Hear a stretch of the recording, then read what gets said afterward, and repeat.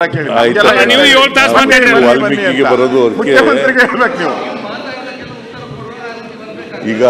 ಅಶೋಕ, ನೀವು leader of the opposition, ನೀವು ಮಾತಾಡುವಾಗ ನಾನು ಏನು ಮಾತಾಡಲಿಲ್ಲ. ಒಂದೇ ಒಂದು ಸಾರಿ ಎದ್ದಿದ್ದದು, ಅದು ಒಂದೇ ಸಾರಿ ಎದ್ದಿದ್ದದು, ಬಾಕಿದೆಲ್ಲ ಕೇಳ್ತಾ ಇದ್ದೆ. ಯಾಕಂದರೆ ನೀವು ಅನೇಕ ದಾಖಲಾತಿಗಳೆಲ್ಲ ಹೇಳ್ತಾ ಇದ್ರಲ್ಲ, ತೋರಿಸ್ತಾ ಇದ್ರಲ್ಲ, ಅವು ಬಹುತೇಕವಾಗಿ ಪೇಪರ್ ಕಟಿಂಗ್ಸ್ಗಳು. ಬಹುತೇಕವಾಗಿ ಪೇಪರ್ ಕಟಿಂಗ್ಸ್. ಪೇಪರ್ ಕಟಿಂಗ್ ತೋರಿಸಿದ್ದು ಹರಿಪ್ರಸಾದೊಂದು ನಿಮ್ಮ PWD ಮಿನಿಸ್ಟರ್ ಅಷ್ಟೇ, ಇನ್ಯಾವುದು ಪೇಪರ್ ಕಟಿಂಗ್ ತೋರಿಸಿಲ್ಲ. ಎಲ್ಲ ಫೈನಾನ್ಸ್ ಡಿಪಾರ್ಟ್ಮೆಂಟು ಬ್ಯಾಂಕಲ್ಲಿ ಫ್ರಾಡ್ ಆಗಿರೋದು, ಅಕೌಂಟ್ ಓಪನ್ ಮಾಡೋದು 12 ದಾಖಲೆ ಕೊಟ್ಟಿದ್ರಿ, ನಿಮಗೂ ಕೊಡ್ತೀನಿ. ಹರಿಪ್ರಸಾದ್ ಅವೆರಡು ಬಿಟ್ಟರೆ ಇನ್ಯಾವುದು ನಾನು ಪೇಪರ್ ತೋರಿಸಿಲ್ಲ. ಬಹುತೇಕವಾಗಿ ನನಗೆ ಅರ್ಥ ಮಾಡ್ಕೊಂಡಿರೋ ಮಟ್ಟಿಗೆ, ಯಾಕಂದರೆ ಭಾಳ ಅಟೆಂಟಿವ್ ಆಗಿ ಕೇಳಿದೆ ನಾನು ನಿಮ್ಮ ಭಾಷಣ. ಅಟೆಂಟಿವ್ ಆಗಿ ಏನು ಮಾತಾಡ್ತಾರೆ, ವಿರೋಧ ಪಕ್ಷದ ನಾಯಕರಾಗಿ ಮಿನಿಸ್ಟರ್ ಆಗಿದ್ದಾಗ ಕೇಳಿದ್ದೆ ಭಾಷಣನ.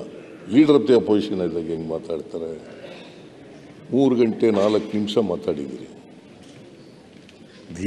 ಸುದೀರ್ಘವಾಗಿ ಮಾತಾಡಿದ್ದೀರಿ. ನಾನೆಲ್ಲ ಭಾಷಣ ಕೇಳಿದೆ. ನಾನು ಯಾಕೆ ಹೇಳ್ತಾ ಇದ್ದೀನಿ ಇವೆಲ್ಲ ಅಂತಂದರೆ, ನೀವು 1,000 ಸಾರಿ ಪರಿಶಿಷ್ಟ ಜಾತಿಯವ್ರದ್ದು, ಪರಿಶಿಷ್ಟ ವರ್ಗದ, ಪರಿಶಿಷ್ಟ ಪಂಗಡದವ್ರದ್ದು, ಪರಿಶಿಷ್ಟ ಪಂಗಡದವರು ಅಂತ ಹೇಳ್ತಿದ್ರಲ್ಲ, ಅದಕ್ಕೋಸ್ಕರ ಇವನ್ನೆಲ್ಲ ಹೇಳ್ಬೇಕಾಗಿ ಬಂದದೆ.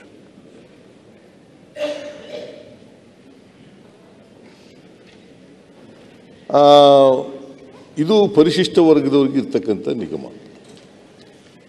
ಸತ್ತೋಗಿರ್ತಕ್ಕಂಥ ವ್ಯಕ್ತಿ ತಮಿಳುನಾಡಿನ ಬೋವಿ ಜನಾಂಗದವರು ಅಲ್ಲ ಮಧು, ಬೋವಿ. ಅವರು ಪರಿಶಿಷ್ಟ ಲಂಬಾಣಿ ಜನ ಇಲ್ಲ.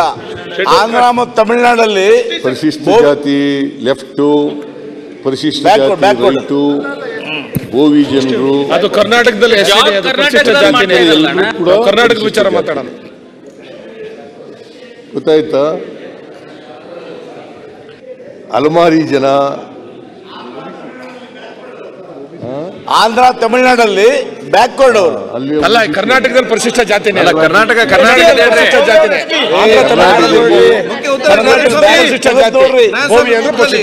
ತೆಗೆದು ನೋಡ್ರಿ ಫಸ್ಟ್. ಅಲ್ಲ, ಈ ಕರ್ನಾಟಕದಲ್ಲಿ ಯಾವ ಇದಕ್ಕೆ ಸೇರುತ್ತೆ ಹೇಳಿ ಅಣ್ಣ. ಹೋಗ್ಲಿ ಮಂಜು ಕೂತ್ಕೊಳ್ಳಿ. ನೀವು ಯಾಕೆ ಮಾತಾಡಿದ್ರಿ ಇಲ್ಲಿ?